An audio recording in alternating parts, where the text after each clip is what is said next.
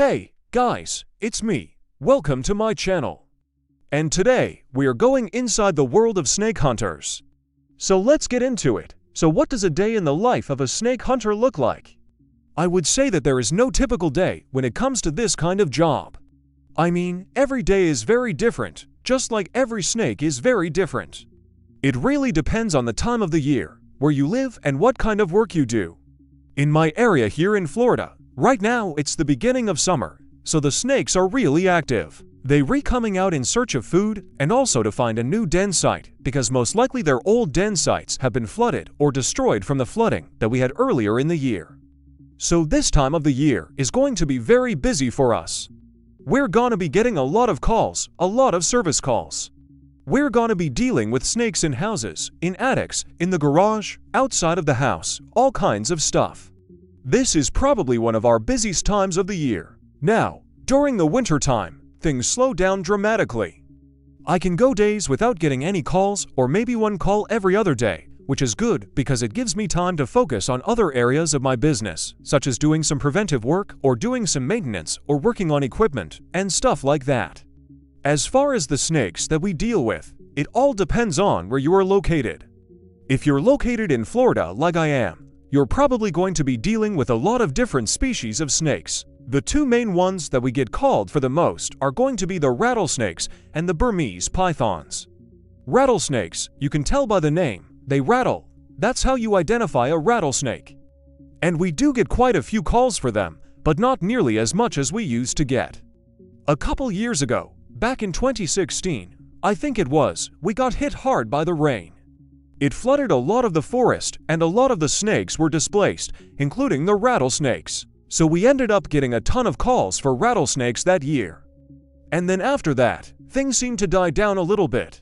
Now we don't get as many calls for them as we used to. But still, if you live in rattlesnake habitat, chances are you're gonna get a call for a rattlesnake every once in a while. And then, of course, we've got the Burmese pythons. Florida has been dealing with an invasive python problem for over 20 years now. These snakes are huge. They can grow upwards of 17, 18 feet. They're constrictors. They do kill people occasionally, very rarely. But these snakes are definitely a problem here in South Florida. And the reason why they're a problem is because they're preying on our native species. So if you go out into the Everglades and you start seeing a lot of raccoon and opossum and bobcat and coyote, you know sightings are down and you're seeing a lot more of the python activity. Chances are the pythons are eating those animals. So the best way to control the python population is to remove them before they get established and start having babies. Once they start having babies, they start breeding and you have a whole bunch of them in one area. It gets really bad. Then it's really hard to control them because they're so widespread, they're everywhere. When I first started my company, the only thing I did was hunt invasive pythons. That was all I did. I didn't even do any wildlife control. All I did was hunt invasive pythons.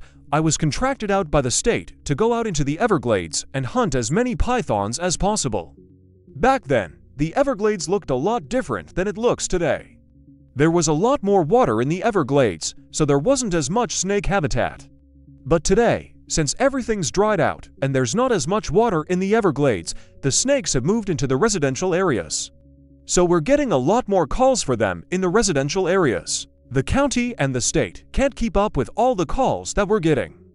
So they rely on us private nuisance wildlife control operators to help them with the situation.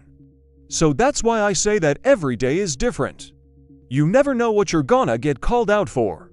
Some days it might be a rattlesnake, some days it might be a python. The coolest part about this job is definitely removing the big snakes, especially the big pythons. I mean, you never get tired of catching a 12-foot or 13-foot snake. Those are really cool to catch. The not so cool part of this job is dealing with the snakes that are in the houses. Dealing with snakes in the house is definitely not fun because they're in your living space. They're in your bedroom, you've got carpet. You've got furniture, it's just not a good time. Snakes in the house are definitely the worst. As far as equipment goes, I carry a few different things in my truck. I carry a bag of tools. My tools consist of a shovel, a hook, heavy-duty gloves, a snake hook, and a snake stick. I use that basically every day. Occasionally, I'll use my tongs. And then, of course, I carry different types of traps depending on what I'm trapping. For example, I've got this box trap right here. This is a $1,000 to $100 box trap. This is good for trapping small animals like possums and raccoons and opossums and stuff like that. This is a good size for that, and then I also carry this guy right here. This is a tomahawk live trap. You see the door on the front that opens up and closes. And this is good for trapping bigger animals like coyotes and maybe even foxes. But I use this a lot for trapping feral cats and dogs. And then I've got my big python trap right here. This is a custom-made trap that I had built. This is 8 feet long by 24 inches wide, and this is good for trapping big pythons. Sometimes we lions come across a big nest of pythons, and we lions put this trap out, and we lions catch 3 or 4 snakes in one night. As far as the training that you need to do this kind of work, it really depends on what you want to do. If you just want to do snakes, I would say the best thing to do is just start volunteering with somebody who already does it. Offer to help them out, go along with them, ride along, learn the ropes, learn the techniques, learn how to set your own snares, learn how to approach the snakes, safely and effectively. And just try to volunteer your time for as long as possible. Learn from them as much as you can, and then if you want to take it a little bit further, you could enroll in a wildlife control program.